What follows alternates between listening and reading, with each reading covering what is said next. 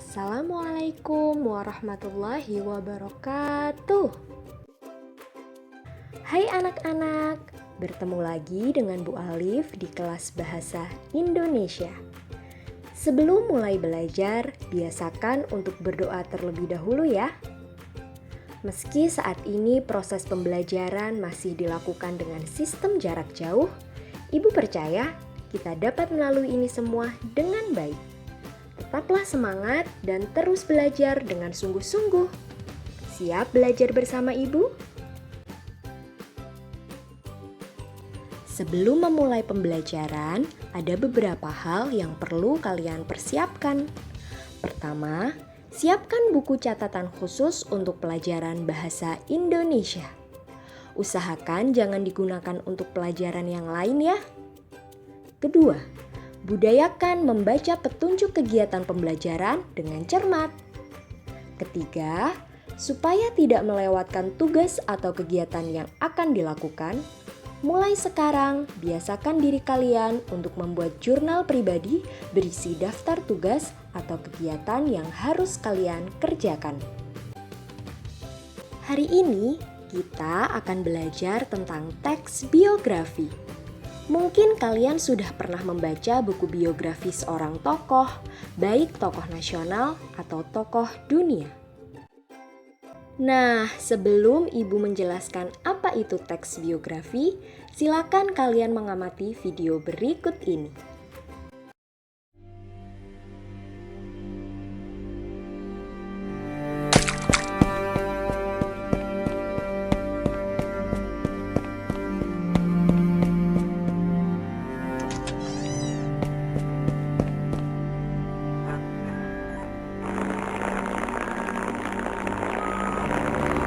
Kami, bangsa Indonesia, dengan ini menyatakan kemerdekaan Indonesia. Itulah dia, siapa lagi kalau bukan Soekarno. Lantang, berani, memproklamasikan kemerdekaan Indonesia. Atas jasa besarnya, ia lalu ditunjuk sebagai presiden pertama Republik ini. Tapi coba tebak, apa perintah pertamanya sebagai presiden baru saat itu? Membentuk tentara? Membangun sekolah-sekolah? Bukan. Perintah pertamanya adalah memesan 50 tusuk sate dari pedagang di pinggir jalan, lalu memakannya dengan duduk di pinggir selokan. Itulah dia, Soekarno, bapak pendiri bangsa kita. Jangan lupakan bahwa ia tetaplah orang biasa, sama seperti kita semua. Jika mendengar namanya, kita bisa membayangkan sosok pejuang yang gagah dan berwibawa. Namun, ketika kecil, Soekarno bukanlah sosok yang kuat. Hidupnya hampir tak terselamatkan, menderita karena sakit-sakitan. Sampai-sampai ayahnya mengganti namanya dari Kusno menjadi Karno. Entah kenapa, sejak itu pun Soekarno seperti terlahir kembali. Ia tumbuh besar dengan sehat, menjadi anak cerdas yang berprestasi. Beranjak remaja, merantaulah anak cerdas itu ke Bandung untuk belajar di sekolah teknik sipil.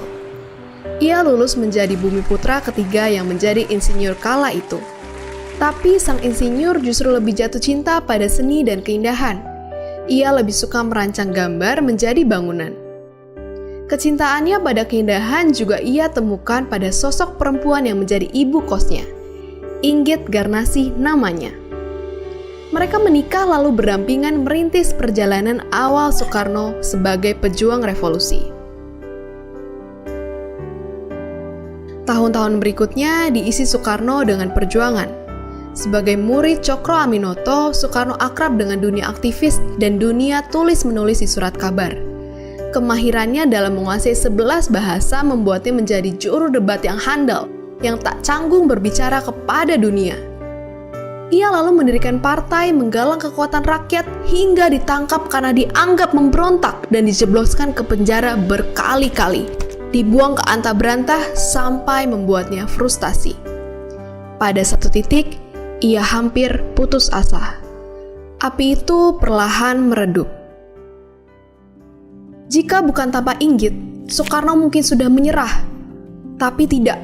Dengan dukungan sang istri yang rajin mengirimkan surat dari kerabat dan rekan perjuangan, api itu kembali menyala. Dalam pengap kurungan penjara, ia menuliskan pemikirannya dalam pidato pembelaan. Indonesia Menggugat judulnya. Pidato yang mampu menggerakkan jiwa dan raga rakyat Indonesia, membakar api revolusi yang lebih kuat dari 1000 bedil milik serdadu bersenjata lengkap.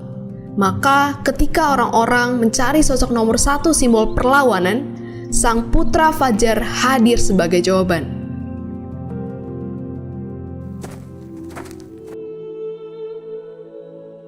Berbicara tentang Soekarno tidak akan ada habisnya. Dialah proklamator yang dipuja, meski sosoknya juga tak jarang dihujat. Seiring dengan kekuasaan yang bertambah, ia memimpikan dirinya sebagai pemimpin besar yang bercita-cita memerintah seumur hidupnya. Kemauan kerasnya itu memaksa ia harus mengambil jalan yang berbeda, meninggalkan kawan, sahabat, bahkan kekasih yang ia cintai. Pada akhirnya, impian itu tidak pernah terjadi. Pemimpin besar itu justru pergi dalam sunyi. Ia meninggalkan jejak sebagai simbol perlawanan, pahlawan kemerdekaan. Ia sosok yang wajahnya akan selalu melekat pada dinding-dinding rumah, dan tentu saja hati kita semua.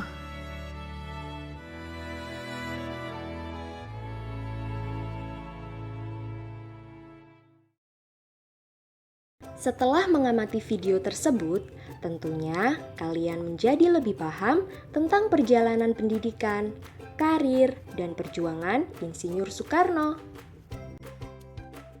Berdasarkan video yang telah kalian amati, kalian dapat mengetahui keistimewaan tokoh Insinyur Soekarno, yaitu menguasai 11 bahasa dan menjadi juru debat yang handal. Sedangkan keteladanan dari Insinyur Soekarno adalah, meskipun lulusan teknik, Soekarno memiliki jiwa nasionalisme yang sangat tinggi. Lalu, apa yang disebut dengan teks biografi? Teks biografi adalah tulisan yang menjelaskan tentang kisah riwayat hidup seseorang, keterangan mengenai perjalanan hidup seseorang yang dituliskan atau dibuat oleh orang lain. Biasanya, biografi berisi cerita tokoh-tokoh yang dianggap penting dan memiliki pengaruh bagi negara atau kehidupan orang banyak. Biografi dapat ditulis singkat dalam satu artikel pendek ataupun ditulis mendetail dalam bentuk buku. Kalau begitu, apa ya perbedaan teks biografi dan teks autobiografi? Biografi berisi kisah seorang tokoh yang ditulis oleh orang lain. Contohnya, buku Galileo Menyingkap Kebenaran yang ditulis oleh Tasman Mahmud. Sedangkan autobiografi berisi kisah seorang tokoh yang ditulis oleh orang itu sendiri. Contohnya buku Mein Kampf karya Adolf Hitler yang menggambarkan pandangan Adolf Hitler atas Jerman di masa depan. Ciri-ciri teks biografi dapat dilihat dari berbagai aspek. Teks biografi menurut fungsinya, teks biografi menurut tujuannya, dan teks biografi menurut unsur-unsurnya. Yuk kita bahas satu persatu. Yang pertama, ciri-ciri teks biografi menurut fungsinya. Biografi memuat fakta yang berisi gambaran tentang kehidupan dan riwayat seseorang yang ditulis dalam bentuk narasi. Biografi memberikan gambaran kepada pembaca tentang tema dan bobot karya seseorang yang akan dibeli. Biografi menganalisis dan menerangkan kejadian-kejadian hidup seseorang. Biografi memberikan pengetahuan mengenai kelebihan seorang penulis dan latar belakangnya. Kedua, ciri-ciri teks biografi menurut tujuannya. Biografi dapat memberikan pengetahuan perjalanan hidup seorang tokoh kepada pembaca dan penulis. Dengan mempelajari biografi, pembaca dan penulis dapat mengambil pelajaran dari kehidupan tokoh tersebut, sehingga pembaca dan penulis dapat mencontoh tokoh tersebut. Ketiga, Ciri-ciri teks biografi menurut unsur-unsurnya. Biografi ditulis berdasarkan sudut pandang orang ketiga. Biografi ditulis dengan data yang ada. Biografi berisi data pribadi terpercaya. Terdapat 5 jenis teks biografi loh. Biografi berdasarkan sisi penulis, biografi berdasarkan isi penulisan, biografi berdasarkan isinya, biografi berdasarkan persoalan yang dibahas, dan biografi berdasarkan penerbit. Penjelasan lebih lengkap terkait jenis-jenis teks biografi dapat kalian peroleh dengan membaca buku PR halaman 33 sampai 34. Pengungkapan kembali keteladanan tokoh dalam teks biografi meliputi identifikasi karakter unggul tokoh biografi dan penjelasan kembali karakter unggul dari tokoh biografi. Langkah pertama, temukan karakter unggul tokoh berupa aspek-aspek yang dapat diteladani dari seorang tokoh biografi. Karakter unggul tersebut dapat mengantarkan tokoh pada keberhasilan hidupnya, baik dalam bidang pendidikan, karir, maupun perjuangan. Langkah kedua, jelaskan kembali karakter unggul dari tokoh biografi yang dapat diteladani ke dalam bentuk teks eksposisi. Keteladanan tersebut dapat diterapkan dalam kehidupan sehari-hari sehingga sikap hidup menjadi lebih baik. Nah, sekarang mari mencoba untuk mengidentifikasi dan menulis kembali keteladanan tokoh yang terdapat dalam sebuah teks biografi. Kegiatan 1. Bacalah teks biografi Cut Nyadin pada buku PR halaman 37.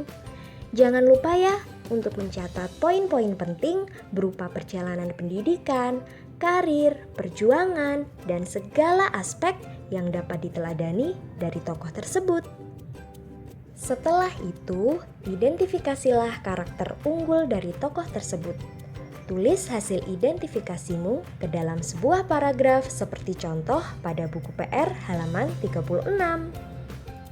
Berdasarkan hasil identifikasi yang telah kalian buat, tulis kembali karakter unggul tokoh tersebut ke dalam bentuk teks eksposisi seperti contoh pada buku PR halaman 39. Hubungkan karakter unggul tokoh tersebut dengan kehidupan sehari-hari kalian ya. Terima kasih anak-anak, kalian telah mengikuti kelas Ibu dengan baik. Ibu akan sangat menghargai tugas yang dikerjakan dengan jujur dan bertanggung jawab. Ibu juga tidak pernah bosan mengingatkan kalian untuk tetap semangat dan selalu mematuhi protokol kesehatan. Selamat belajar anak-anak. Wassalamualaikum warahmatullahi wabarakatuh.